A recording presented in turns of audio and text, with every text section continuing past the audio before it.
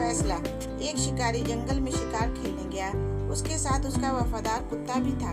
जब वे जंगल से गुजर रहे थे, उन्होंने एक सांप और नेवले को लड़ते हुए देखा। शिकारी और उसका वफादार कुत्ता वहीं खड़े होकर उनकी लड़ाई देखने लगा।